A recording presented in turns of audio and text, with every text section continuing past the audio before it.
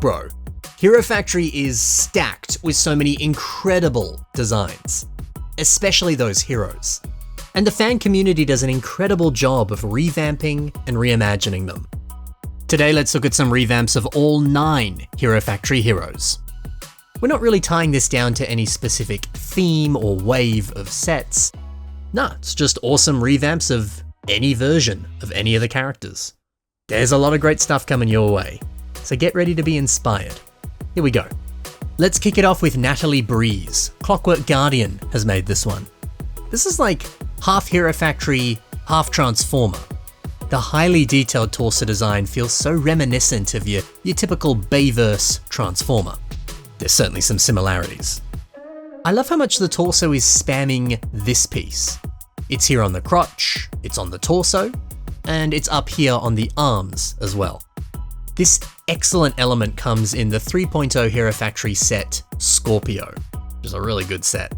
You actually get quite a healthy supply of these pieces in Lime. So if you have that set, you could easily recreate this torso to some degree. Obviously you need all the other parts, but still, you're well on your way. Another awesome section of this mock is the legs. You can see it's using some of these old shin guard pieces that came on the 1.0 heroes. But now, they're flipped the other way around. And at the very top here, we've got this wedge piece. You could pick up 2 of these in Lime in this Mixel set. Mate, how nicely does that interface with the shin piece? It elegantly covers up the empty space, and the shaping on it is so clean. To be fair, the shaping on this entire mock is very clean. Number 2. This is a brilliant take on Evo. This is built by TV Resnical. It's a shame that this doesn't actually transform. You'd think it might, but no, unfortunately those wheels are just there for show. Can you imagine?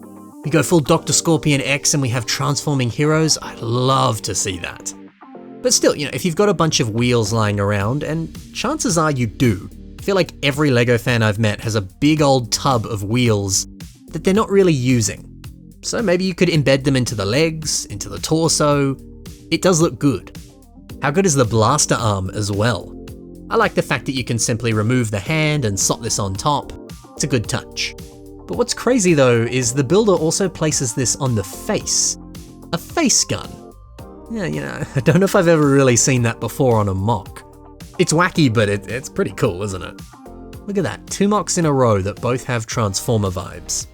How special. Here's the legend himself, it's Bulk. Potatotron has built this. Now there's a lot of notable similarities between this and Breakout Bulk. The set was basically like a bulky version of Bulk. I mean, it's literally in the name, of course. He's got them big shoulder pads, he's got a bunch of weapons. He's heavy duty. But it pales in comparison to this revamp. He's got 2 of those shoulder mounted blaster things. His wrist even has guns embedded inside it. The other hand has a big old shield. He is covered in weaponry. Yeah, it's nice to see that heavy duty concept being fleshed out even more and kind of expanded. The set did a good job for what it was, but of course, sets have part limitations and budgets. They can't have everything. It did a good job for what it could do, but that's the beauty of a mock. You're free to use as many pieces as you want, and you can make those not quite fleshed out concepts, and you now have the power to make that set reach its full potential. Another simple addition here that works well is the inclusion of this black 3.0 torso armor piece.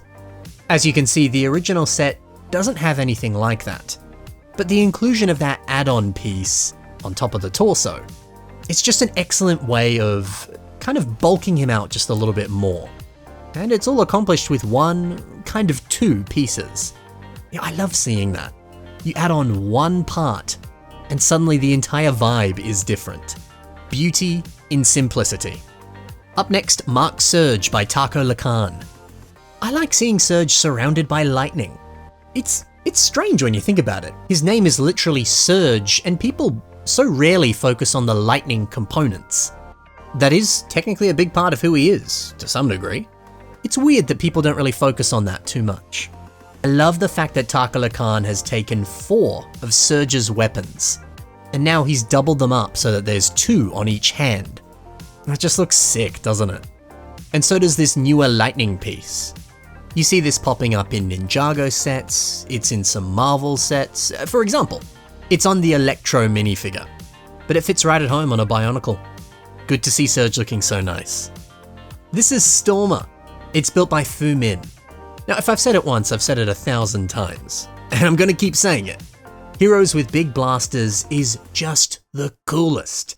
Whether it's really realistic ones or slightly more fantastical blasters. Big or small, they just partner so well with the vibe of a hero. Although this revamp is loaded with a bunch of other accessories as well. It's delightful. I mean, look at that lovely trans blue on the blade.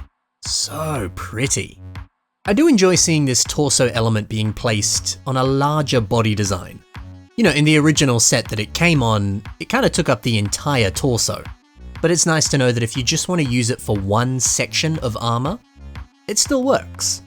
Speaking of armor, I love how nicely the armor shells interface with this shin guard on the legs. 2 leg designs in one episode that both use that exact same shin guard piece, flip it around, and find a way to fill in the gap. Maybe you gotta take a few ideas from this and play around with these pieces yourself. I just love seeing 1.0 heroes not being so small, because they were kind of tiny in their original forms. I like it when you get those pieces and you buff them up and make them big. It just feels right. EMS Mox is up next, and this is William Furno 2.5. Heck yeah, a fire sword and a giant flamethrower attached onto his arm. I like that the flamethrower has this little printed tile. Hey, before you finish your next mock, take a look around in your printed pieces and your stickered elements. One of those pieces might be the perfect little finishing touch. Because think about it, this would look good without the printed tile, but the fact that it's there adds so much realism, doesn't it? I love that this doubles too as a protective shield. And it makes sense, right? The barrel, the tubing, the fact that there's fire being pumped into this. You'd get the sense that if there was some sort of stray blaster bolt that hit this flamethrower, it would probably be a bad time for Furno. So giving it some extra protection like this seems wise. And even still, ignoring the flamethrower, this guy has a sword and a shield. Furno having some knight-like qualities? I like to see it. And check out these snazzy pants as well. They make use of some of these printed CCBS armor shells. These ones specifically came on Rawjaw. They were on the back of his head. So many times people just kind of ignore the printed CCBS pieces, and instead they tend to favor some of the unprinted pieces. I get it. But dude, this fits in so nicely. The color scheme is on point, and the print just feels right at home. Plus, I'm so happy to see that 2.0 headpiece. So many times as well, people tend to favor the masks over these faces. But they're still great. Maybe you can give those pieces a bit of love next time you build something. Over to Stringer 5.0, Brain Attack. This is built by Fisher's Bonks. Remember, Stringer never got a set during the Brain Attack wave. He was absent. So it's great to see someone's interpretation of what he could have looked like. It does have a strong resemblance to his appearance in the Breakout wave of sets, but fleshed out a little bit more. Now hey, you might be like, it's too repetitive, but nah man. The rock and roll vibe that he had with speakers and a guitar, yeah, that was the best look that Stringer ever had. Gotta continue that same concept if you're building a new version. I like the new percussion cannon that he's got, and the wires they seem to hook up to these speakers on his shoulders. To replicate this look, it of course requires a custom mask, because none of the current Stringer masks actually allow you to put on that visor. You know, they did a pretty good job with this custom mask. It's kind of hard to tell what material it's made of, it just looks like regular Lego. Nice choice, by the way, to use Stormer's trans blue printed visor piece. Yes, it's a different shade of blue to the other translucent pieces that he's wearing, but it still fits in. It matches well enough. I'll never tire of seeing Stringer rocking that speaker and sound wave based design. It's the best. And from one Brain Attack character to another. Here's how Nex would look if he was a part of the Brain Attack wave, which again, he was not. Got another nice custom mask. This one you can see is 3D printed. It does look near identical to his breakout mask, which is this one.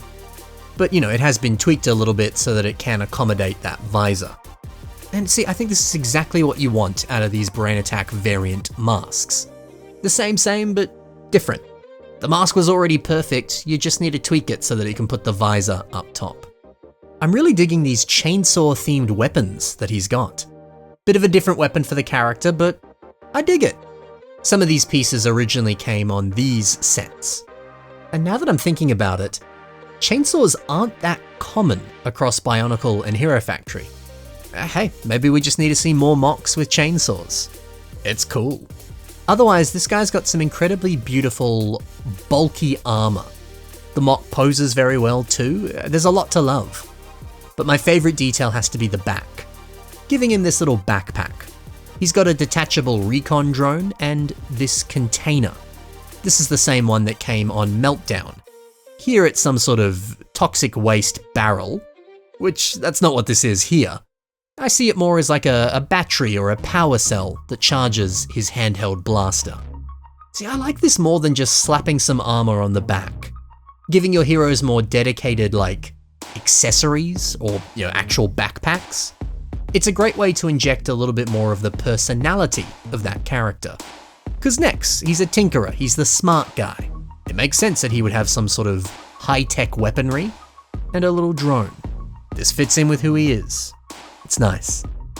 Oh, and we cannot forget Toa of Plastic and their revamp of Rocka.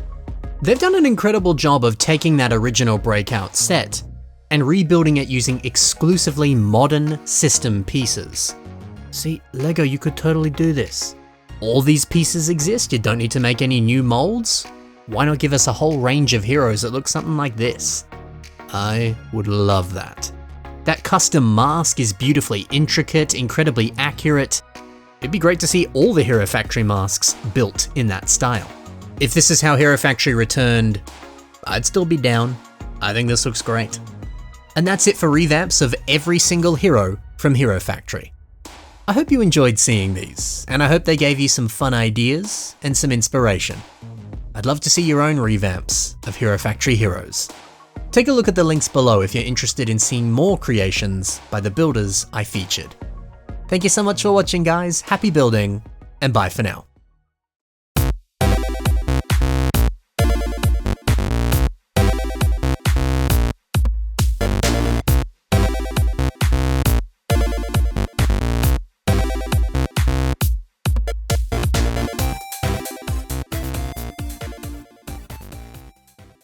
You can take it even further, you can expand it. Oops.